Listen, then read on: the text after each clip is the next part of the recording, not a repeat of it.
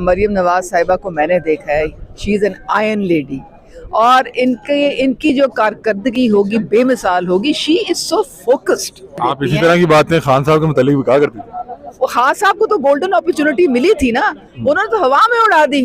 GH को कभी attack किया, कभी उन्होंने ये एयर बेसिस को अटैक किया, कभी जिन्ना हाउस को किया। उस्मा कारदार साहब हमारे साथ मौजूद हैं और इनसे बातचीत करते हैं। अस्सलाम वालेकुम मैम, कैसी हैं? खैरियत? वालेकुम अस्सलाम मैम, कैसा रहा पहला सेशन?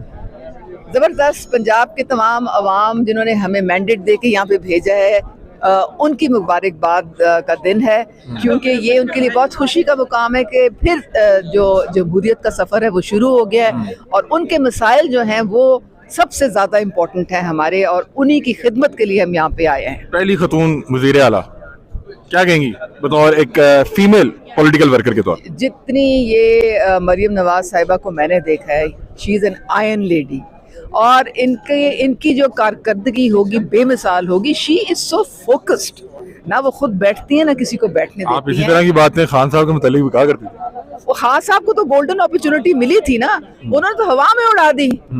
उनके तो मौका लेके भाग गए उनकी अपॉर्चुनिटी।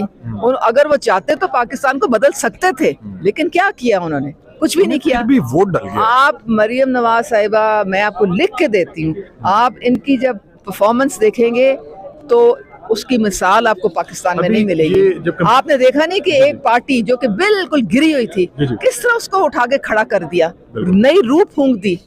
तो ये इनमें बहुत ज्यादा सलाहियतें हैं। अभी कैंपेन के दौरान कह रही थी कि 200 यूनिट तक बिजली मुफ्त कर देंगे, लेकिन ऑन ग्राउंड ये बड़ा मुश्किल आप नहीं कर सकते। IMF के जो ज़ेरे नगर जो प्रोग्राम में हम हैं, ये क्या सिर्फ एक महज दावे थे या ये क्या मतलब कि रिलीफ कैसे मिलेगा? आवाम बहुत देखें, जो एक प्रोविंशियल बजट होता है उससे आप सब्सिडी देते हैं।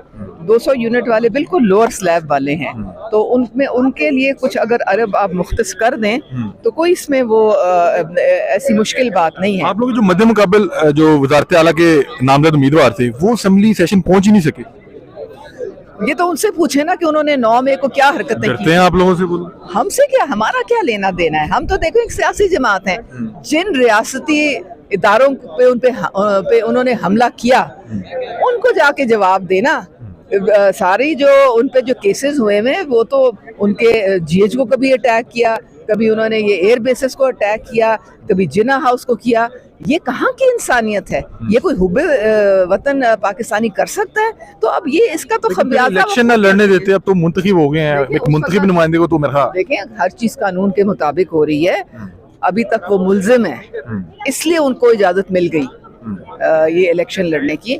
जिस दिन उन पे जुर्म साबित हो गया, क्योंकि ये केसेस कोर्ट्स में है और ये मिलिट्री कोर्ट्स में, जिस दिन वो पूरा उसका JIT बन चुकी है, जिस दिन उसका फैसला हो गया, फिर ये मुजरिम करार देंगे और फिर ये आपको नजर नहीं आएंगे। अच्छा, लास्ट एक बात बता दें कि जो अंदर पाकिस्तान मुस्लिम लीग नून के चाहने वाले थे वो वज़ीर आज़म नवाज शरीफ के नारे लगा रहे थे, तो मैं बड़ा हैरान था कि पाकिस्तान मुस्लिम लीग नून का तो इस वक्त जो नामजद वज़ीर आज़म का उम्मीदवार है वो तो शहबाज शरीफ साहब हैं। क्या आप लोग अपने जो सपोर्टर्स हैं उनको ये बताने में कामयाब नहीं हो सके, या वो चाहते हैं कि नवाज शरीफ साहब जो है वो ये जिम्मेदारी उठाएं? और नवाज शरीफ साहब क्यों नहीं जिम्मेदारी उठा रहे जबकि पाकिस्तान के हालात इतने खराब है? आप लोग उन्हें लेके तो मसीहा के तौर पर ही आए थे।